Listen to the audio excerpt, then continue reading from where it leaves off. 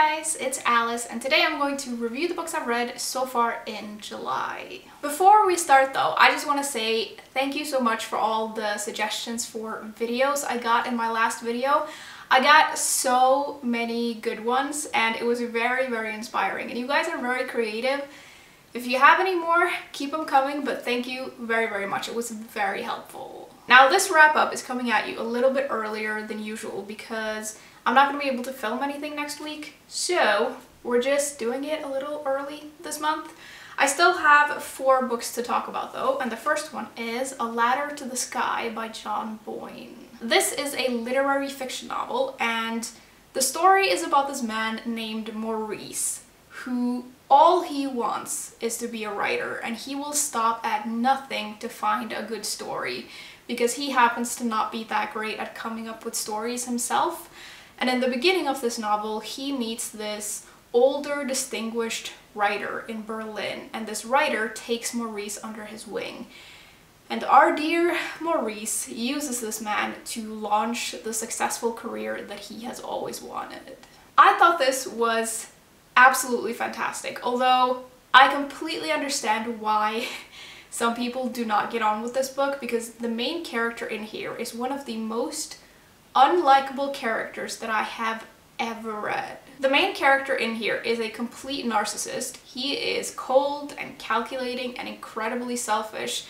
But I think one of the things that made him bearable to read about for me is that the whole book isn't told from his perspective, it's also told from the people around him, and I think that suits the story very well, and I think that was a very good choice.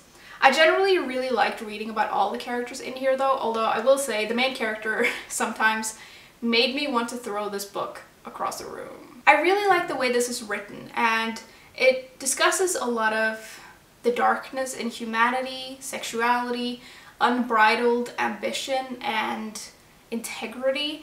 And the story, I was just continually intrigued by, and it's like so infuriating in the best possible way. And I think that the unlikability of the main character is kind of what keeps you going, because you want to see where he ends up. This is a book that I just really enjoyed reading, and I looked forward to getting up in the morning and sitting down with this and just buckling down and reading, which I feel like is a very good sign. And I enjoyed all of it, but looking back at it, I think that the first part is the best one. I think all of it is good, but the first part is in its own league. I really liked the setting of the literary world in this as well, and seeing all the people that roamed within it. And the main character in here is one I will not soon forget. And I would really recommend this if you like literary fiction and you can bear to read about a character that will make you want to set the book on fire. And I gave this a 4 out of 5 stars. Also, I can't wait to get into The Heart's Invisible Furies now, because so many of you have said that it's even better than this book, which makes me very excited. The second book that I finished was Yeon Born 1982 by Chu Nam-yu. This is contemporary fiction, and it's translated from Korean by Jamie Chang, and the story is about this woman in South Korea in her 30s who plunges into psychosis, and we sort of look back at her life and her being a young girl and a young woman in a very misogynistic and patriarchal society, and we sort of see how that has affected her. This was a very interesting book, and it manages to do a lot with not a lot of pages, which I like. Now, this is the kind of book that it is a fictional book, but it's obviously very heavily based on real life, so much so that the book has references and footnotes, and it refers to studies and reports done on the life of women in South Korea.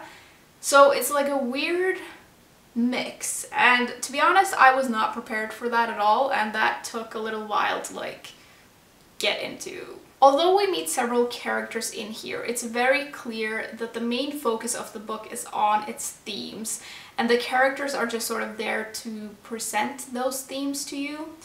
It's kind of artsy and weird, and I did like reading it because I liked learning about these themes. And I like that we follow this woman from her being a young girl throughout school and into her career, and eventually she has children. And throughout all of that, we sort of get to explore all of the hurdles that she comes across. I gotta say though, I almost wish that this was just a straight up nonfiction book, because I felt like the exploration of the themes completely took over the story, and maybe I just wasn't prepared for it, and maybe I'm just not used to reading books like this. But at least for me, when I'm reading fiction, I really want to get invested in the characters, and I would have loved to see like where she ended up eventually, and we didn't really get that. It was definitely an interesting book though, and I can understand why it caused a little bit of a stir when it came out, and I gave it a 3 out of 5 stars. If any of you have read this book, I would love to know what you thought. Second to last, I finished The Empress of Salt and Fortune by Yeon. This is a fantasy novella, and it's set in this magical land where a cleric meets an older woman who tells them the story of when she was the handmaiden of the Empress. This was a quick read and I enjoyed it. It's obviously very short, but there are a lot of things that I really like about it. It has this fantastic fairy tale-esque feel to it. I think the setting is really great, and I liked getting to meet our characters and hearing the story of this Empress. And I think that there are a lot of interesting themes brought up throughout the story. It is, like I said, very short though, and we don't really get to know the characters that well or the world, and I was very curious about both, and I would have loved to just know more. And there are some things that are left kind of unexplained in this that I found a little bit frustrating. I think that if this had been a full-length novel, I would have loved every single page. This, for me, is a very strong 3-star read, and I'd say it's perfect if you like novellas and you like fantasy.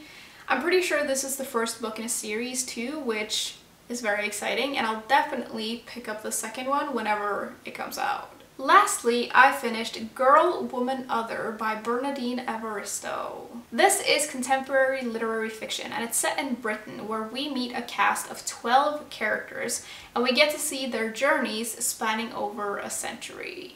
I thought this was very, very good. It's incredibly difficult to write a book with this many characters in it, but somehow Evaristo pulls it off. I really liked getting to know the characters in here, and I like the way that the stories in here sort of link together. I think this has great representation of all kinds of different people, and I just really enjoyed reading about the themes in all of these stories. Although I will say, in some of them, I felt like maybe I would have loved to stay on it for a little bit longer before moving on to the next character. The writing style in here is very interesting. It has like very little punctuation, and sometimes it like veers off towards poetry, and for me that took a little bit of time to get used to, but when I got into it I just felt it was really fresh, and it has this great rhythm to it. There are some things that I don't like as much about this though.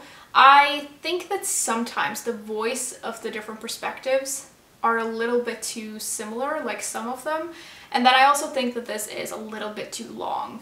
I really felt like it started dragging out towards the end, although I did really like the final bit. This sits somewhere between a 3 and 4-star read for me, but I've tipped it up to 4 because I really do think this is a very good book, and it's very well written and well accomplished, and it has a lot of very interesting themes in it. I'd really recommend it if you like this genre and you want to meet some very interesting characters. Okay guys, those are all the books that I've read so far this month. I'd love to know what you guys have been reading lately, and if you've read any of the books that I mentioned, what did you think? And I will see you soon. Bye!